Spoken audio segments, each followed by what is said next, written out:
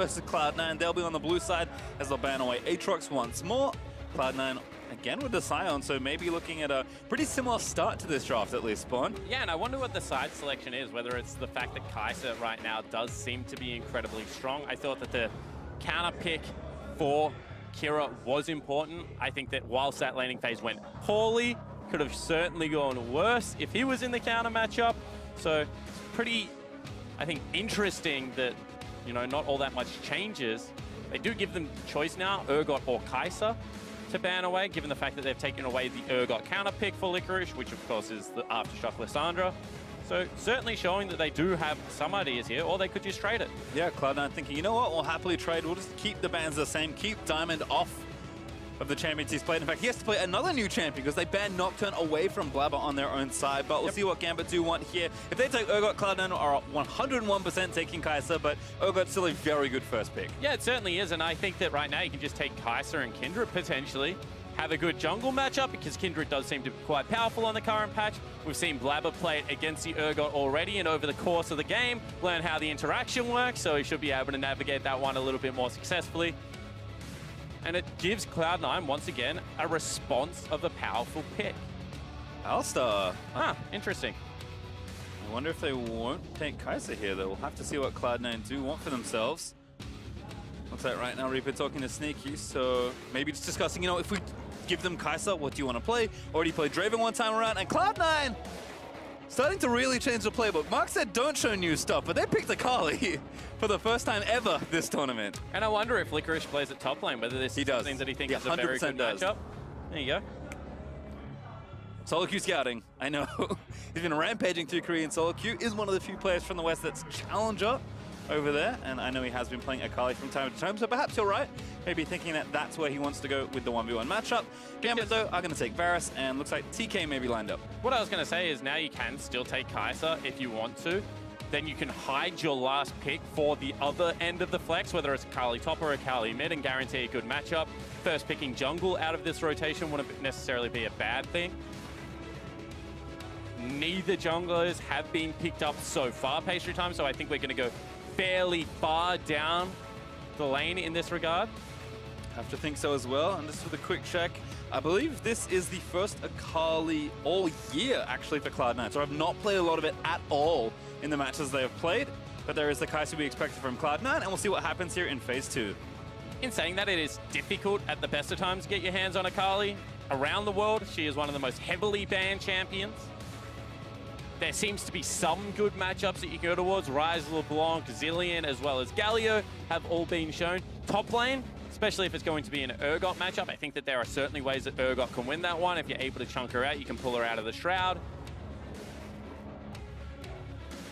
Looks like interesting adaptation. Yeah, we'll have to see, but of course we'll look at Phase 2 bans now. All left to ban for Cloud9, continuing to hammer at Diamond's champion pool. Whatever he ends up playing, it is going to be many picks down on his list.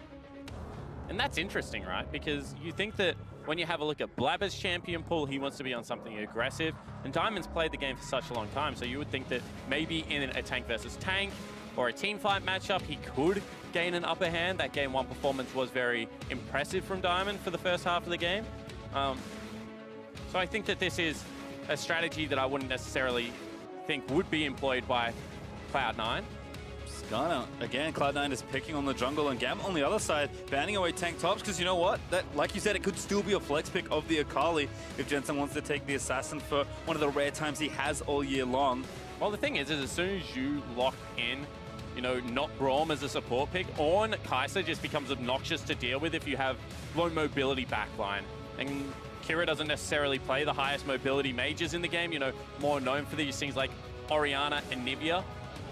So being able to lock that in would certainly shut down the Varus. Yeah, we did see Hecarim ban. That's kind of a dual ban for top and jungle, but Blabber had to be thinking, hey, I made it through 10 bans, the Kindred's still up, so I guess I'll take that here, as that's the first pick for C9 in Phase 2. So we'll see how they tie the room together, but Gambit, of course, must finish their draft now. Yeah, and I'm trying to think, you know, what comes next down the list. Is it something like a Xin Zhao to try and dictate some early game pressure for Diamond Proc? Does he go towards an old school pick like Lee Sin? That's an old school pick. Yeah. Sarah. It is one of his most played of all time in Anivia, and really did make his mark on Albus Nox Luna with that pickup.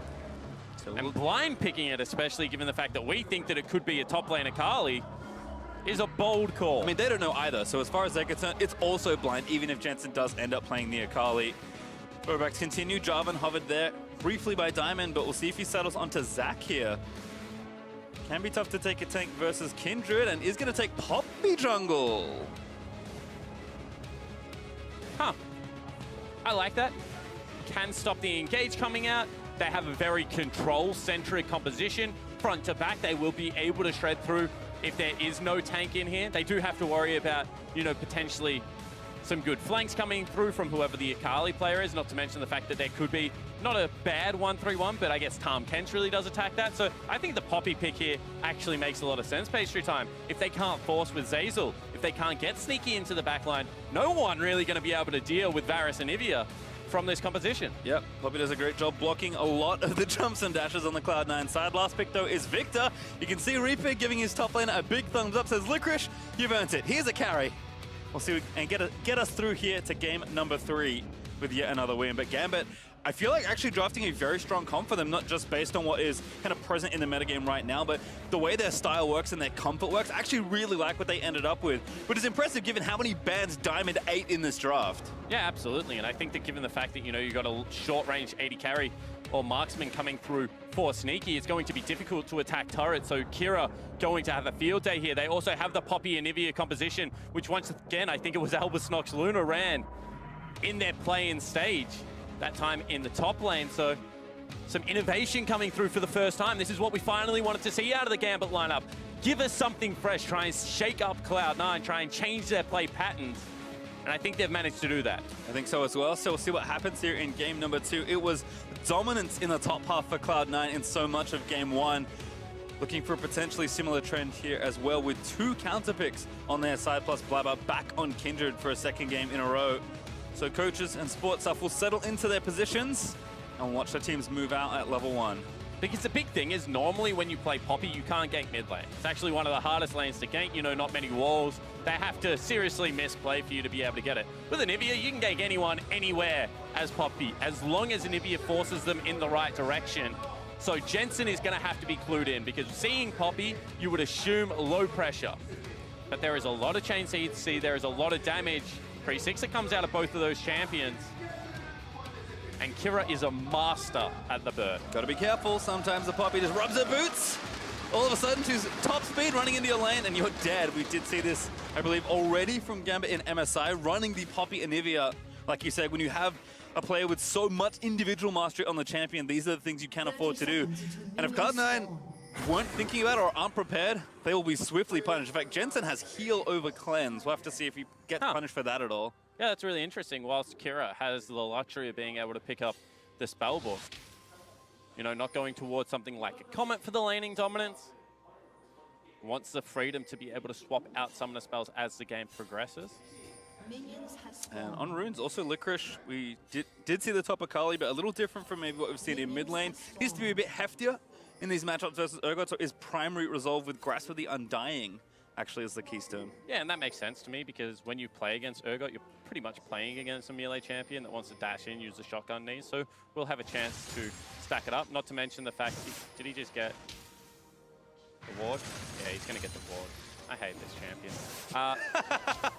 What I was going to say, so you are going to be able to get the proc, not to mention the fact that you also stay in combat a lot just because of your access to creep wave with Shroud as well as the Q. So we'll have it up and available as often as he wants. See the lane here start. Jensen hasn't played Victor in a while. Actually, looks like his first play on the year for the champion, but is well versed in it. Has been buffed up a little bit. You know, the cores costing 100 gold less is just such an important change for Victor.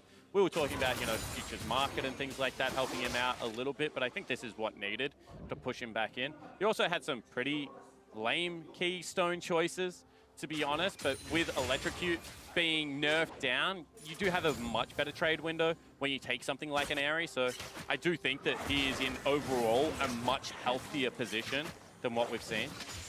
We see Blabber there onto the blue, but unfortunately for him, his first bounty is on the left side, and that's the ward that Sejos already cleared at level 1 with the Urgot as Kira with a nice trade. Does get some damage down onto Jensen, but Jensen trading back there as well. But this time around, as long as he survives the early part of the laning phase is going to be Kira that can potentially teleport back in with that spellbook. As we mentioned as well, probably should have a little bit more pressure with a Poppy in the lane, so getting pushed in at this stage, not necessarily the worst thing.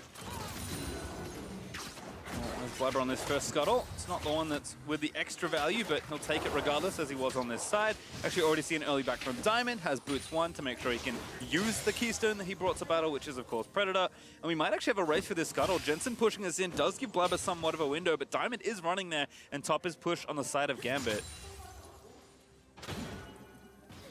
And I think Diamond does need to control this top side of the map. You know, you've got an Akali, you got yourself a Victor into an Anivia matchup. If this doesn't go well, you're in some trouble. Not to mention the fact that Barish just outranges Kai'Sa, but until level 6 has very little kill threat. So I think that it's going to be crucial for the bottom lane to just be able to secure the push. Good vision control going to be crucial for Diamond to keep his top laner safe, his mid laner safe. And if they do farm up in a similar fashion, they have very clear windows where they're going to be able to win the game. These two comps do different things. Not necessarily going to be a 5v5 team fighting comp coming out of C9. It's a little bit of a shocking wall there. So we'll see whether they're able to weather it. Jensen, a bit hungry. Maybe looking to make some omelets, but Kira stays with passive up for now. Blabber also based, has his red spike now picked up. But once again, Kira is just down like a creep wave and getting forced out of lane versus Victor, who Patient Time isn't necessarily known for his lane-dominant play patterns. He's also pushing back towards Jensen. So Jensen feels now that he can go for a recall. Kira stays out of vision and is now going to move in to pick it up, but Blabber, ABC is a passive he can pick up. Disaster. Oh, Diamond's here as well. Blabber's like, oh no. That's a good free passive. Diamond. Yeah. This is what needed to happen in the first time around. When Kira got stuck underneath that turret, Diamond needed to be able to come in and impact that wave. Didn't do so on the Nocturne, actually ran back through the jungle. Kira lost 2 creep waves for it and so much experience, whereas this time around, Diamond does the right thing for his mid laner. Kira still got himself in that situation, but it's nice of Diamond to, you know, kind of save him. You can see Licorice is struggling, at least early on in this matchup. Stayhouse up about 10 CS using that strong early power that Urgot does have. This is kind of what happens with a lot of Akali lanes. You try and live, you try and heal up as much as possible as soon as you have access to level 6. Even without Ignite, you have kill threat on nearly everyone. We'll be interested to see how she goes against an Ignite Urgot top lane, who probably is going to come back with a Kindle gem on the first shop, so should be quite tanky as opposed to a lot of the top laners that Akali's able to find. Not to mention in the 2v2, Akali does do a very good job of killing the jungle a lot of the time. Whereas Diamond is going to be very tanky in this game. There's going to be a Cinderhole Poppy coming out, so not necessarily going to be the same impactfulness. Ooh, nice ward actually from Gambit. Spots Blabber flipping through the lane. Kira came back to the lane with no pop Patient Time. That seems bad. Yeah, given the trajectory of this laning phase so far, I'm going to have to agree with you. Blabber here also back on, I believe, the bounty as the crab does spawn, but Diamond is going to try and snipe it here. Maybe he doesn't even move out. Blabber just smites it and walks away. And now Diamond wants to try and get a kill, but Blabber over the pit flips back and he's fine. And there's nothing Diamond can do. His mid lane is getting pushed in so far that he needs Stayhos to be able to rotate across. And Kira. Last charge. Jensen going to get some damage down onto the egg as well. Probably not enough to get a kill, but picks up the passive for nothing. Once again, the lane is just in a shocking spot. And this is becoming a real problem for Gambit fans. You cannot fall down this far. We'll have a teleport to get back into lane.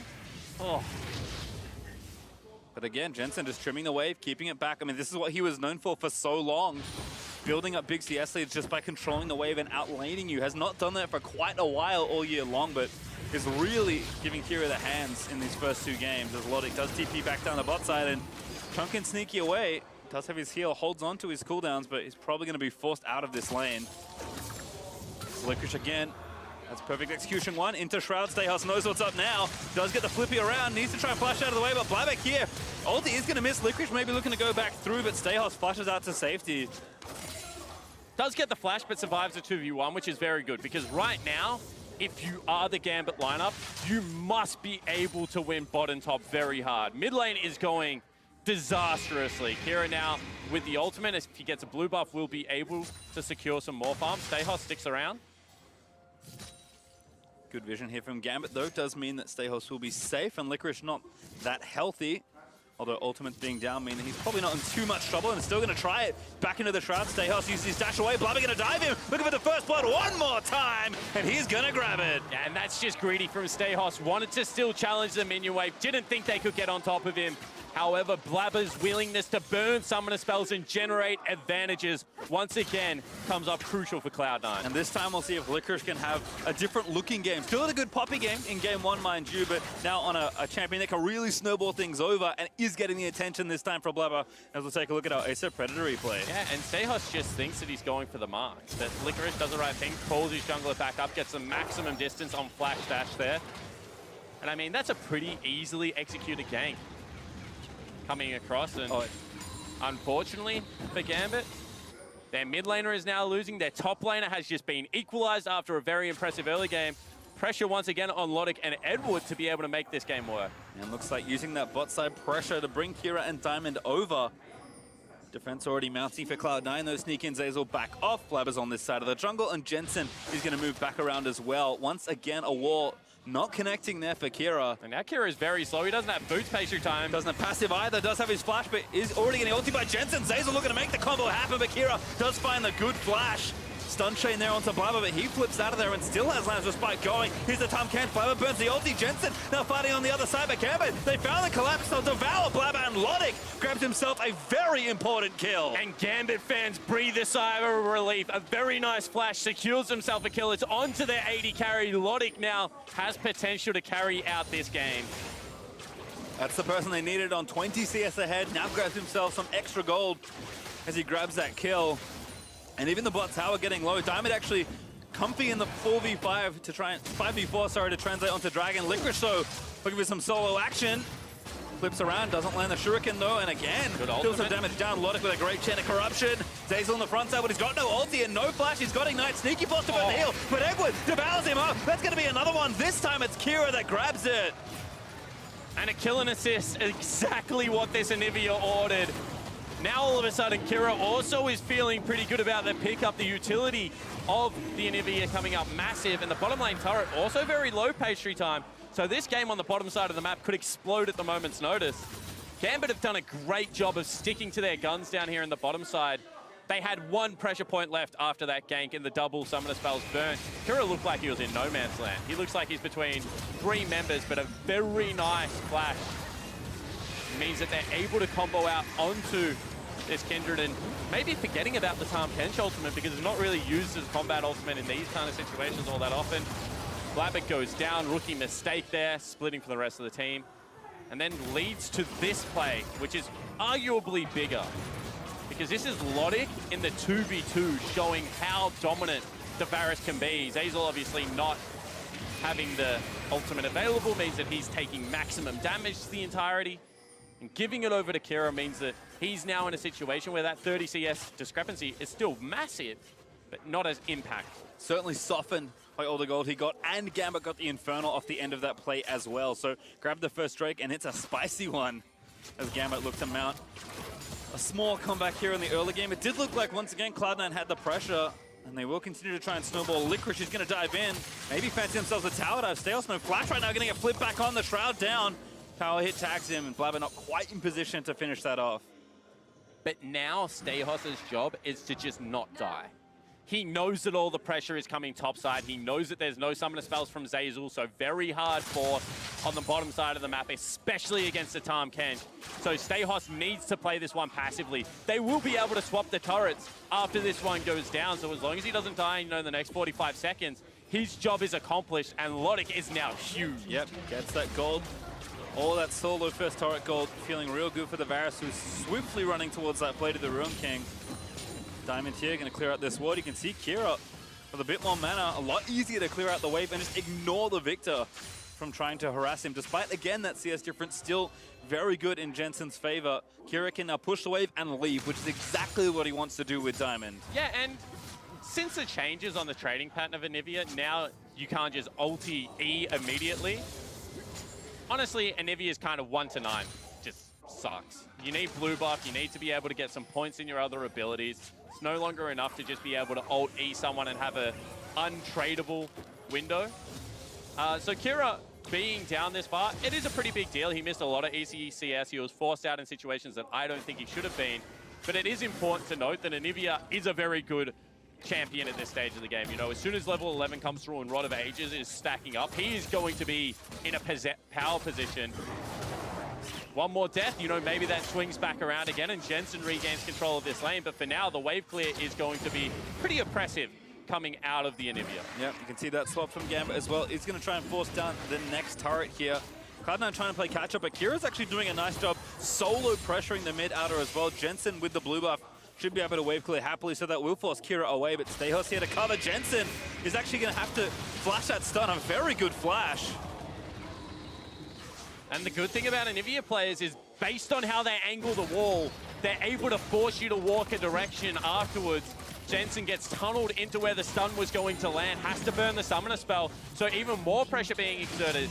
C9 doing the right thing, they're trying to trade objectives, but given the fact that the Drake hit was already taken away and there is a Rift Herald on the top of the map, Gambit right now always trading up, finally having an impactful early game. Yeah, a huge sweep of objectives taken with the turret trade, taking top outer, taking Rift after that Infernal, and probably enough without Shelly to take down the mid outer as well. But Kira is going to try and force something here. 3v2 for C9 there in the mid lane, but here comes TK once again. Moving Luddick in, Edward immediately has to spit him out to safety though, but Blabber took a lot of damage already early. Licorice forced to ulti in, has the next one going. Blabber forced to ulti, but again, he gets chopped by Urgot and put into the meat grinder. And Cloud9 forced to retreat. Zazer with a disengaged Pulvers. Jensen, he's maybe left for dead here with no flash. Good slow from Stehos. They try and run him down. Licorice is here, he's gonna maybe try and save his friend, but he can't do it at all. And now in fact in danger of having to burn the flash. Does save it, but Gambit once more come out on top. And heads up play out of Diamond, gets him back in vision, holds the summoner spell until the very last moment, able to charge him into the wall. And another turret falling down. Herald still in the back pocket. And a meaningful gold lead right now for Gambit. 2,000 gold ahead, looking good so far for what looks like, again, a pretty tough spot in the mid lane as far as the early game goes, but they come together, they play with the picks that they are comfortable with, and this is the kind of thing that happens. And the swing point, as we actually take another look at that play, is going to be the fact that there's no flash available. So Jensen takes a lot of damage at the start of the fight. They can't disengage because they've already committed. Tahm Kench is just such a versatile champion, able to continue that fight. Maybe some mistimed aggression coming from Blabber as he flashes forward, thinks that he's safe with the ultimate. Hasn't got the QSS yet, so obviously falls down. This is a flash I'm talking about. Flash, you would think a charge is going to come across. No, hold the cooldown, make sure that you guarantee the wallbang and able to pick up the kill. Yep, does scoop it up there. In fact, maybe Blabber thinking that the bird did not have passive, but not true. Kira will lose it now, but his general headstrong play, which is certainly something Blabber is known for, does cost him in that situation. So Gambit continuing to find advantages, and like you said, with the Rift Herald still ready, should be a pretty free tier 2 to take down. Absolutely, and the important thing to note, Pastry Time, is this game followed a similar trajectory. Kira falling down very far.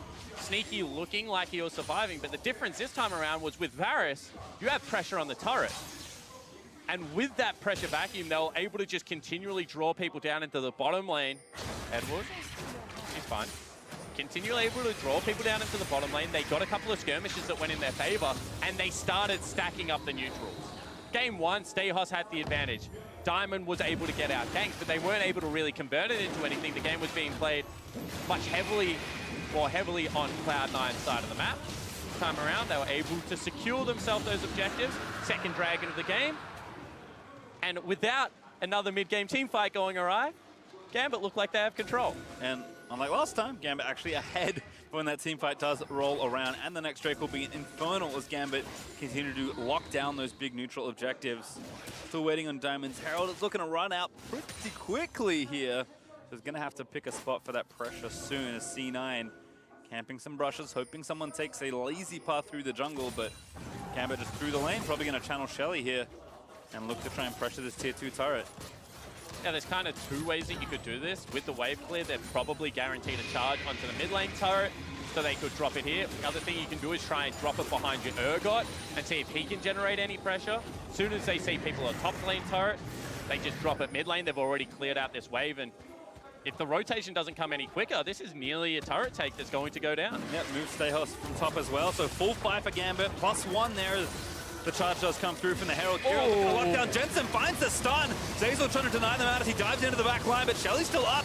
Actually, a kill already onto Jensen as Diamond found the assassination, and now Zeyzal, he's put into the grind the next time as Stehos snipes him with Fear Beyond Death.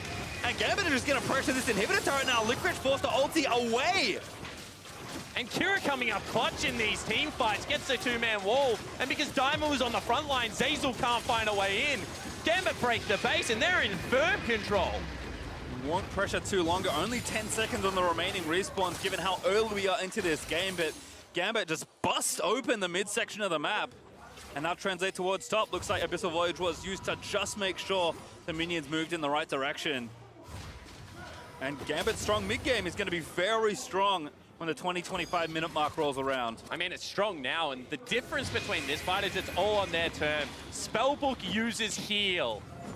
Just innovation coming out of Kira here. The denial onto the back line for Zeyzal could not get past Diamond, gets pulled back in. This fear becomes crucial because you can see the Akali can't use any ultimate charges across the back line, can't get anything done, ultimately has to dash out. And Sneaky even burned a summoner spell on the back end of that one page through time. So now, all of the carries apart from Jensen really sitting ducks. And without Flash, Zeyzal just can't guarantee his combo. Gonna have to get creative with the Hex Flash perhaps, but Cloud9 left stuck trying to find something. Zeyzal does look mid lane, but Gambit playing back towards their turret. Still have the mid outer to protect themselves. In fact, C9 only 1 turret to the 5 that Gambit have managed to accrue already. Up over 4,000 gold, looking in 30 seconds to get full control around the Baron area as Logic plops down a control ward in the pit. And we've seen Cloud9 have to play on the back foot before. We'll see if they can do it here again, because Gambit are in full control right now. Yeah, but I think this Cloud9 composition is much harder to execute than the Lissandra composition. Lissandra was able to buy so much time on the back line, you know, with the ultimate, with the Zhonya's Hourglass, had a lot of control. And this time around, they're relying on Jensen to be able to do that. And whilst that's fine, normally with a Victor, against Anivia, we've just seen the wall come up clutch time and time again. This was a pick that Jensen actually took into the Anivia, and it looked good during the laning phase. Actually, he won out on the lane very hard. But Anivia now in very firm control. Thought that Diamond might look for something there. And the other thing that we don't normally talk about with Anivia is, since it changed to an ultimate damage on neutral objectives, takes things like Baron like really quickly as well. Obviously, you have to worry about mana concerns, but with the Blade of the Ruined King, Ginsu's user on Varus, if they ever win a team fight, you know, or just pick Blabber, Baron becomes a very real objective for this team, not just turret. And that's music to Gambit's ears, certainly. They're a team that has always played around Baron. Has ulti out, gonna find a pick. Sneaky dead already. Logic just finds the snipe. And now Zeyzal left out to dry on the front side of the fight. C9 trying to find something as Blabber peppers Edward with arrows. But Gambit have got more than enough coverage. They will get out safely, and they'll take the pick. And no ultimate use from Blabber this time. They still knew that they could rip him back if needed. And you can see that this Gambit lineup right now is just rolling. Their siege underneath turrets is so strong. And I like the fact that this time around they didn't overcommit. They took the one pick, they were willing to back away. Stun finds Blabber. He jumps away, so no range can be found. But Gambit have started the Baron. This might be enough space for Gambit to just take down a very early objective. I think they know they're on it. Yeah, you don't have Kira there for a while as Abyssal is going to ride Edward in, but it's just him as Blabber. It's going to get forced out. Licorice trying to find the dive. He wants Diamond. It's so low, he finds in. Perfect execution. Dashes in for the assassination. And now it's Cloud9 that might look to take the Baron, but Gambit still continuing the fight. Zeyzal with a big 4-man pole. Does find a good action on the front side of the fight. Cloud9 going to chase them away from the area as Sneaky back off the respawn. Yeah, and really smart disengage coming out of Gambit there, because without Diamond, Zeyzal can just continually look for access into that backline. They will back away. Blabber checked the Baron health as well, knew it wasn't going to go down all that quickly, was able to get back over the other side of the pit, and that's a mistake one more time from Gambit in the mid lane. Didn't turn as a 5-man unit, which meant that Cloud9 able to bring back a team fight, and saying that 30 seconds next on an Infernal Drake and Sneaky is top lane. I think that is still an objective too far gone, but if we take another look at it, it's just Edward that comes in, doesn't bring Stehos. Logic stays on the objective. Diamond has to use the flash and still falls down. A couple of things going pretty poorly there. They trade back okay with Summoner Spells in the end. But that's why the Poppy is so crucial. You saw immediately Kira's ultimate stop. Zeyzal just has so much pressure in these fights if Poppy isn't there. And unfortunately for Cloud9, they did get the pick. They delayed the Baron attempt from Gambit. But they don't have vision back around the Infernal. They didn't get a turret to try and give themselves more room. So Gambit, really, yes, they'll lose their chance at Baron. They'll lose some gold as they gift over Diamond to the team. But still in basically the same situation they were a couple minutes ago. Yeah. And once again, starting the objective. Absolutely. They have to resort out their waves. They have to get a fresh set of wards in the top side of the jungle. But in theory, everything else is completely fine for this lineup. So maybe set themselves a couple of minutes of wasted time, but you know, that's 2 Infernal Drakes. That's going to be a Varus and Nivea composition that uses the scaling incredibly well. And still in firm control, as you mentioned, Pastry. Something else would have to go monumentally wrong because that was just a small misstep. Well, you can see Licorice back with TP to the bot side of the map. He's getting that wave reversed for Cloud9. Gambit continuing to apply vision around Baron. Know that they need to continually present this threat to Cloud9, and if they ever slip up, that Baron will die pretty quickly. Nice ward left side of Baron though from Cloud9, trying to get themselves the vision. And Kai'Sa checks it, but knows now that there is no one there at the moment. Yeah, and that ward's a little bit further up because most of the time you do sweep to the top of the corner now. So they are trying to get a little bit clever with it where they're positioning their wards. I think that if Kira and Diamond actually go to the choke point next time as opposed to around the wall, they have a much better position to be able to cut people off. Funneling between Raptor Camp and Red Buff, not often talked about, but Anivia's wall is so big at this stage of the game that it will cut off the entire area. Oh, actually Blabber looking for Edward here, but Diamond also available, pretty low with the stun onto Blabber. He's going to go down in one CC chain. And Steel's still ready with the ulti, so it's going to be Zeyzal served up next. Here's Licorice going to try and save the back end of the fight, but Fear Beyond Death will snipe one as Steos grabs the double. I mean, Licorice, what can you possibly do here? As Jensen is cut off by a wall, dancing around the Anivia Storm, and that's another great stun from Kira. Heal out there from Jensen to try and save his life as Licorice has dove in to try and do something in the fight, but he's going to get wall banged by the Poppy and taken down by Kira, and Gambit can do no wrong. Looking to continue the fight, not able to find Sneaky, but they will take the turret. Pastry time. And you can see how well the Poppy works against the whole comp. Licorice comes available for 1 second in the smoke, gets tackled out of it. All of a sudden, a steadfast presence comes up, can't dash back in. Just so much going on here. They're going to take the recall. Not going to greed out for the Baron this time around, just taking the advantages and continuing to grow the lead. Yep, they grab gold, they go back, they spend it, and they'll run back to the pit for another go-around as we'll watch this one again. Blabber really wanted this kill. And look at how much work the wall is doing. Zeyzal, once again, thought he had the initiation, gets knocked out of his headbutt pole combo, gets brought in. Jensen has to run away from the spear, and then Licorice is just trying to buy time, but the wall cuts off the entire choke. Jensen doesn't want to burn Summoner Spells, in the end has to use heal. This is what I'm talking about. He's technically in smoke, he gets tackled out of it. Steadfast Present goes up between him and the Shroud. And Diamond just playing these team fights, even though he's 1-1 and 6. Like a madman. Still 70% kill participation and doing what he needs to do for his team. Steos also having a field day on this Urgot right now. Blabber again looking for someone. The jungle is not a bad pick, but Edward is going to stave them off. Has the Devour to keep Diamond safe, so Cloud9 can have to wait it out. They do have the speed trend vision around the Baron, so they know Gambit's not on it right now, but that threat will continually be presented until something breaks in this game spawn. And they need a couple more items. You can see that Jensen has got towards his Rylai's. He should have more control in these fights, but still hasn't got himself a Void Staff. Edward face check. Trying something again, Edward. Pretty tanky. Ulti is going to get moved out by Sneaky. I think he might have flashed out of the way, but Zeyzal already too low. Fear Beyond Death grabs him again. Stayhas with the snipes as Licorice is trying to dive the carries here, but he's out of ult charge. Is now forced to flip away. Logic with a wonderful flash. Insane outplay with a Gambit AD carry. And Cloud9 again left to defend their inhibitor as Gambit charged into the base. Yeah, this time Logic is low, but they're going to look to take the inhibitor down. Sneaky doing what he can on the back end of this, but right now, it seems like they're too far ahead. Oh, Jensen flash is good.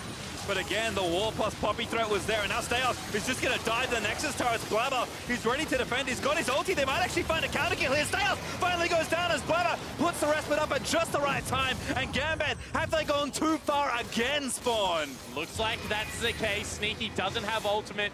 The disengage is going to be secured by Kira, but without your 80 carry pastry, I don't think you should be diving Nexus turrets. Stayos feeling it at the moment. He's 6-2-2, but that was a meaningless death. Certainly was. But once again, the team fight starts off. Edward face checking. As you said, he's pretty tanky at this stage of the game. And the wall just cuts Sneaky out of the fight. Unless he wants to use ultimate immediately, cannot get in. This is a nice beginning for Licorice. He forces 3 members back. However, a very beautiful flash out of Logic, as you mentioned, gets him to a little bit more safety and ensures they win that fight. I think they should have just taken the inhibitor. The fact that they were willing to continue past it without Logic here, who is so much of the gold lead, is a little bit of a worrying sign. If this flip lands, you probably do kill Jensen, but I don't think you can end the game still.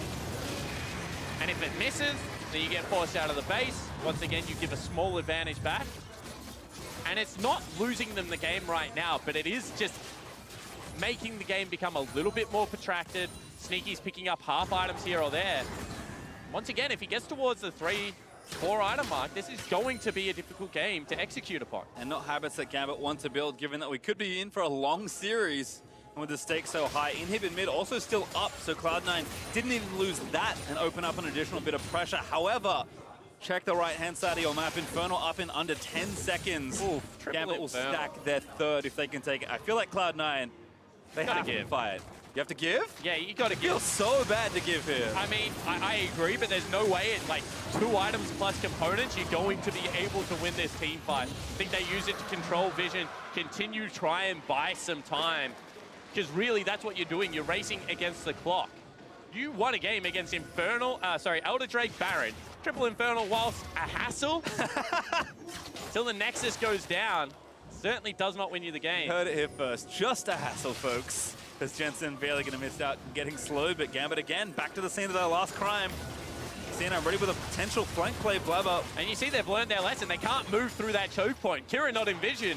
But if they step forward, he just takes out everything. Another flank here from Licorice, though. It's not Lysandra, but he maybe can make something happen. Eyes on Logic.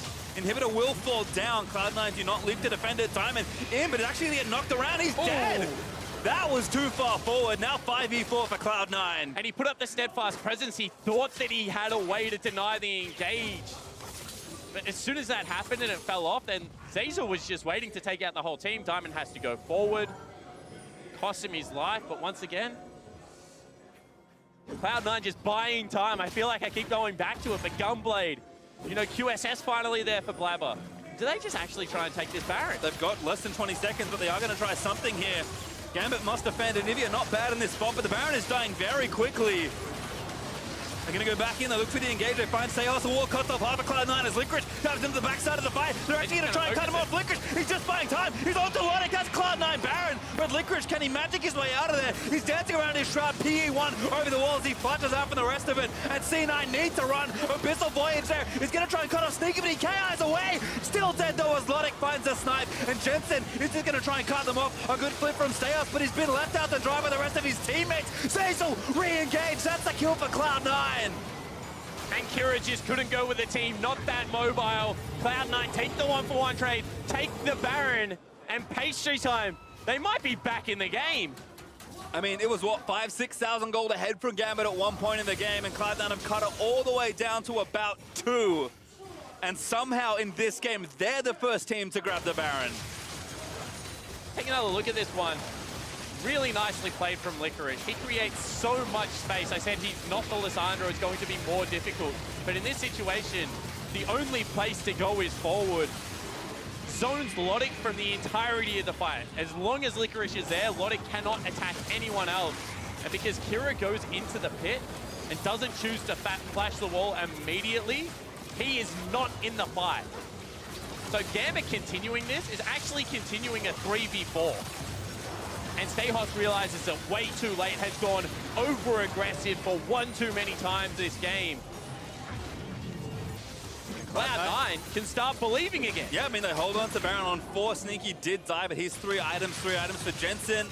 Working towards that as well for Licorice, and now finally able to start a siege here. Stayos forced to dash away, and mid-outer turret at 32.5 minutes is finally claimed by Cloud9. And you have to talk about standing gold, because they're able to also grab top outer turret as well. They get it back within 1,000. The split push is still going to be there for Licorice. He's approaching the 3-item mark as well, and can he kill Stayos? Probably not. But Stayos wants to be there for the team fights. That's what this composition does. And look to Logic again. Yes, it will be tough with an Akali straight diving onto your face, but he has 4 items. He is the man that has been set up 4, 0, and 9. He is the person that Gambit have put their faith in all year long to deliver. And deliver he must if Gambit want to tie up this series. And really, Kira has to be able to set the stage for the fights. These walls need to start separating people. He needs to start, once again, burning the flashes on people like Zeyzal, like Jensen, so they have a way into it. Because we've seen that Diamond isn't all that tanky at this stage of the game. He's only getting jungle resources, and Blabber's doing a better job of farming up as they go for the fight. Ooh, Zeyzal actually, I think, just engaging to maybe disengage, but they're actually going to turn it back around. A TP in the middle of the fight. Stayos is in there, and Blabber's kicked out by Diamond's ulti. I don't think that's who you wanted to ultimate Diamond. They had him cut off. They had the wall there. Probably could have got a summoner. Didn't see whether the EQ was still available, the hop, but once again, they throw the Hail Mary. That is the ultimate as well as teleport used out of Stayos. Doesn't have the flash available. They come up with nothing. Cloud9 cut the turret lead in half at least. 6-3 now, still up in favor of Gambit. Gold lead though, about 1,000 between the two. Mid and Hib should be respawning pretty soon, as you can see, 50 seconds away. And just in time for Cloud9 to contest for this Elder. Because you said they could give 3 Infernals. I don't know if they can give this Elder as well. Yeah, you can't give the Elder Drake once you've given the 3 Infernals. I tend to agree with you there, Pastry Time. It's also going to be difficult now that Baron is expired to push into the Anivia. So once again, they've given a lot of their lead back, but they still have the meaningful parts of it, you know, the multiplicative scaling, the ability to just draw this game out for as long as they need it to go. And the problem at 35 minutes is you're now 1 mistake away from losing the game in its entirety. And it was the lead that Gambit had that in other situations would have been a pretty high percentage to convert for a win. Say Cloud9 try and drag it back to 50-50 as far as they can. Gambit, though, still pressuring. A couple super waves left, but the inhib now going to respawn. Cloud9 will have to clear out 1 more wave, and then it's a race to this Baron as Licorice has found himself a pretty creative flank spot, but an ulti from Logic is going to start the CC chain up. Blabber with a very good last-second ult. Needs to try and save Jensen, but Diamond found it as Zeyzal finds a big pulverize. Stayos in the front side. He's getting burnt down by the marksman of Cloud9, and Licorice dives in. Execution is good, but Kira is able to find the trade kill. Now Blabber, he's forced away as Sneaky's left out to dry. Killer Instinct supercharges out, but he still gets stunned blind by Kira's Q. And Gambit, that might be enough to seal this game. Yeah, it certainly should be. Once again, Kira's walls coming up clutch. The Anivia God able to turn the game around, and they'll march towards the Nexus. Inhibitor dead, it's 2 only in the defense. The rookies on Cloud9, Zeyzal and Blabber must defend a seemingly impossible situation. But Gambit, they'll just ravage down these Nexus turrets. They'll tie up Zeyzal in the Steadfast Presence. They'll put the Glacial Storm on the feet of Blabber and force him down with the stun. As Gambit, they'll tie out the series in style.